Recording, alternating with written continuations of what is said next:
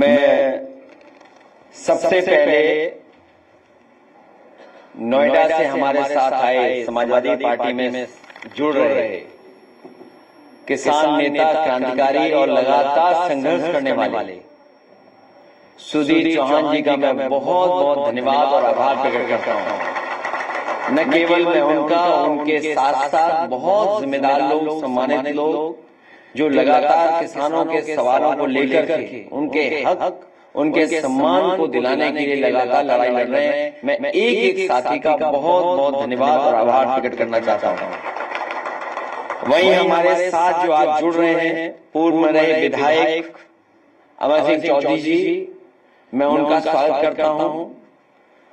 उनके आने से समाजवादी पार्टी को जहां मजबूती मिलेगी, वहीं समाजवादी पार्टी का लगातार पीडीए परिवार को बढ़ाने का जो लगातार हम लोग का प्रयास है, उसमें जुड़ने से हमारे पीडीए परिवार को और आगे बढ़ने का मौका मिलने जा रहा है। वहीं सामाजिक न्याय के राज के स्थापना के लिए जो संघर्ष समाजवादी पार्टी कर रही है, उसमें हमें उनके जुड़ने से बहुत बड़े पैमाने पर ताकत मिलेगी। मैं उनका धन्यवाद देता हूं। उनके साथ बड़ी संख्या में जो उनके साथी कार्यकर्ता हैं, उनका भी आभार, क्योंकि इतने लोग नहीं आ सकते थे, बड़ी संख्या में जिले में भी लोग हैं। मैं उन साथियों का भी बहुत बहुत आभार प्रकट करना चाहता हूं। आज हमारे साथ विद्यासागर जी और लालजी भारती जी जो जुड़ रहे हैं, जो बहुजन समाज पार्टी को छोड़कर के आज हमारे साथ आए हैं। न केवल वो दोनों लोग आए हैं, बल्कि उनके साथ बड़ी संख्या में साथी जो आज यहाँ पर हैं, गोरखपुर और आसपास के जिलों में जो बड़ी संख्या में बहुजन समाज पार्टी को छोड़कर के आ रहे हैं। मैं उन सभी साथियों का बहुत बहुत धन्यवाद और आभार प्रकट करना चाहता हूँ कि जहाँ पर बाबा साहब भीमराव अम्बेडकर जी, माननीय काशीराम, डॉक्टर राममनोहर लोहिया, नेताजी जो लगातार संघर्ष करते रहे, उनका लगातार ये रास्ता रहा कि लोगों को सामाजिक न्याय मिले, हमारे गरीब और पीड़ित परिवार के लोगों का जो हक और सम्मान छीना जा रहा है, वो हक सम्मान मिले और सामाजिक न्याय के राज की स्थापना के लिए हम सब लोग मिलकर के संघर्ष करेंगे। और हमें पूरा भरोसा है कि 2027 में पीडीए सरकार बना करके सामाजिक न्याय के राज की स्थापना करने का काम करेंगे। मैं नोएडा से बात इसलिए शुरू करना चाहता हूं क्योंकि दिल्ली का किनारा है। नोएडा में न केवल नोएडा के लोग और आसपास के लोग रहते हैं, बल्कि अगर हम देखें तो दुनिया के तमाम देशों के लोग वहां रहते हैं, कारोबार कर रहे हैं, और वहां के लोग कारोबार से जुड़े होने की वजह से आज नोएडा तरक्की और खुशहाली के रास्ते पर है। लेकिन जो हमारे किसान हैं, जिनकी जमीन पर वो तमाम खुशहाली और तरक्की लाने का जो प्रयास चल रहा है, अगर किसानों के साथ धोखा होता है तो मैं समझता हूं ये विकास का रास्ता नहीं हो सकता है। इसलिए मैं आज अपने नोएडा के आए हुए सुधीर चौहान जी के साथ साथ जितने भी किसान साथी हैं और जो नहीं आ पाए, उन्हें भरोसा दिलाना चाहता हूं कि भविष्य में जो आपकी मांगे हैं, उन मांगों को पूरा करने के लिए समाजवादी पार्टी आपके साथ खड़ी होगी।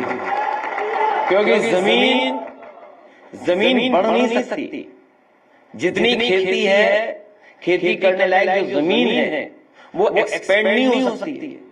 लेकिन लगातार जिस तरीके से अर्बनाइजेशन हो रहा है, विकास हो रहा है, या विकास के लिए जरूरत पड़ रही जमीन, हमारी जमीन सिकुड़ती चली जा रही है।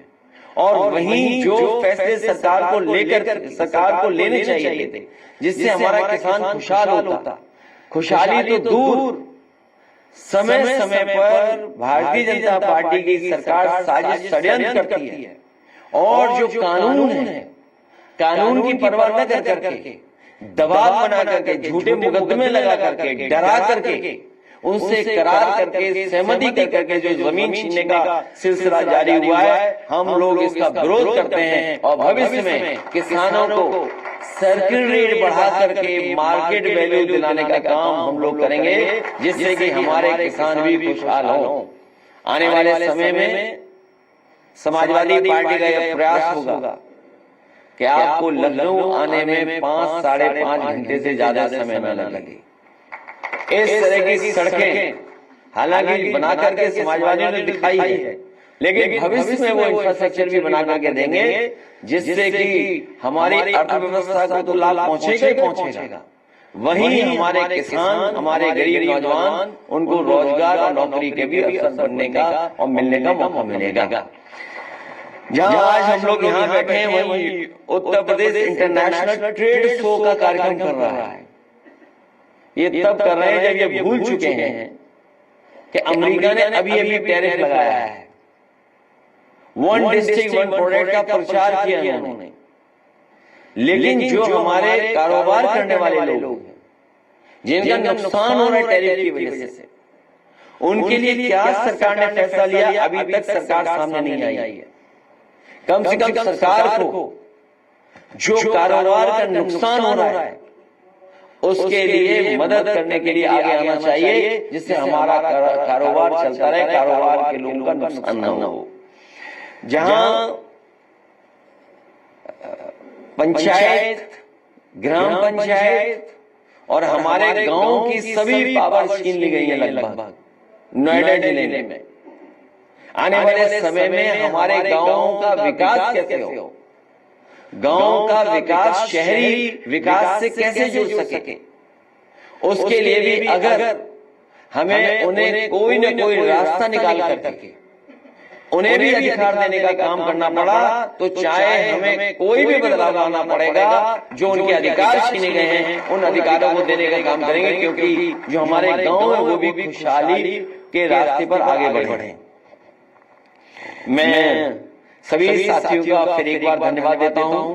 साथ ही हमारे जो साहित्यकार कवि हेमंत सिंह राजपूत जी, जिन्होंने पहले भी हम लोगों के बीच में आकर के बहुत महत्वपूर्ण जानकारियां दी, आज अपनी लिखने के तरीके से, कविता से ये जो समाज की सेवा कर रहे हैं, और तमाम वो लोग वीरांगना महारानी अवंतीबाई जैसे महापुरुष लोग जिनको हम भुला देते हैं, पुनः उनकी यादों को जीवित करना, उनका संघर्ष, उनको सम्मान दिलाने का काम करने में उनको बधाई देना चाहता हूं, हेमंत सिंह राजपूत जी को और उनके सभी साथियों को। साथ ही साथ ये शिवा सिंह जी को और उनके परिवार को, आदरणीय बाबूजी को मैं बहुत बहुत धन्यवाद देता हूं कि एक बहुत पुरानी किताब और एक बहुत अच्छी किताब जिसमें बड़ी जानकारी है, न केवल भारत के लोगों के विदेश में बसने का, बल्कि उनके जीवन के बारे में, उनके संघर्ष के बारे में।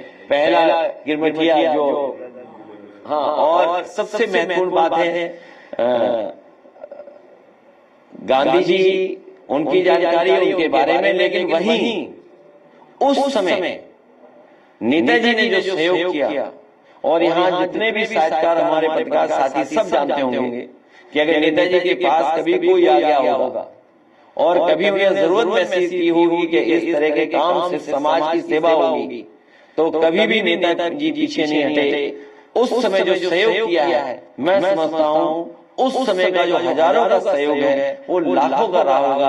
अगर हम आज उसकी वैल्यू देखें तो उसी का परिणाम ये है कि आज हमारे पास इतना बड़ा इतिहास हमारे हाथ में है। हमें उम्मीद है इसको लोग पढ़ेंगे और जानकारी हासिल करेंगे। मैं इनको भी बधाई देता हूँ। वहीं हमारे बहुत जिम्मेदार पार्टी के संगठन के नेता और वाराणसी के बहुत ही पुराना सम्मानित परिवार, उनका साथी और समाजवादी संगठन का हमारा पदाधिकारी, जब भी वाराणसी में प्रधानमंत्री जी आते हैं या मुख्यमंत्री जी आते हैं, सबसे पहले पुलिस इनके घर भेज दी जाती है।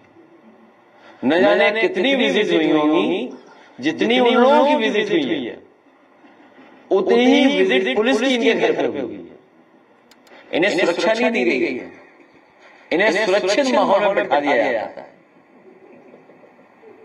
और जो उनके सवाल है बहुत बुनियादी सवाल है कि जो सीवेज है, जो सीवेज ट्रीटमेंट प्लांट है, जो एनटीपीसी का प्लांट लग रहा है, उसकी वजह से बड़े पैमाने पे जो आबादी वहां पर रह रही है, उसके स्वास्थ्य को लेकर के गंभीर सवाल है जिनका जवाब सरकार के पास नहीं है।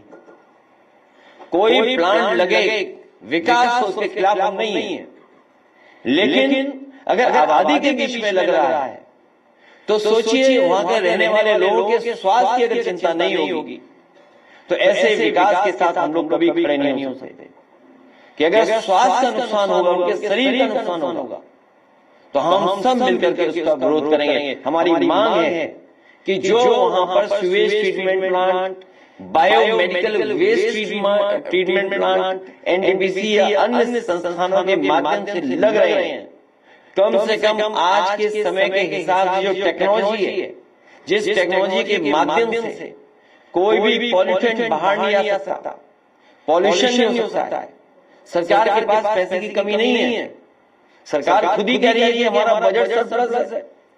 अभी कुछ दिन पहले हमने सुना कि सरकार ये कह रही है कि हमारा बजट सरप्लस है। पहली बार अगर बजट सरप्लस है तो हमारे वाराणसी और प्रधानमंत्री जी के क्षेत्र के लोग क्यों जान खोएं? क्योंकि अगर ये पॉल्यूशन नहीं रुकता है तो हो सकता है इनकी आंखें खराब हो जाए, शरीर खराब हो जाए, कैंसर हो जाए। न केवल इनको फेस करना पड़ेगा बल्कि आने वाली पीढ़ी जो है उससे भी फेस करना पड़ेगा। इसलिए हमारी मांग है कि अगर प्रधानमंत्री जी के क्षेत्र में इतना बड़ा कारखाना लगा है या इस तरह का पॉल्यूशन के खत्म करने के लिए प्लांट लग रहा है तो वो पूरे मानक के साथ लगे, आज के समय के हिसाब से जो टेक्नोलॉजी है उसके हिसाब से लगे, तभी वहां के आसपास के लोगों का जीवन बचेगा, जीवन सुरक्षित होगा। केवल एक जगह नहीं, एनटीपीसी तो बहुत मुनाफे में होगा। हमारे सांसद लालजी वर्मा जी हैं, ये जानते होंगे इनके क्षेत्र में लगाया कारखाना एनटीपीसी का। एक तो हम ही लोगों ने लगवाया 3x660 super critical thermal plant, एक यूनिट समाजवादी सरकार में लगी। वहां के गांव और आसपास के लोगों को पॉल्यूशन का सामना करना पड़ रहा है, बड़े पैमाने पर राख उड़ती है।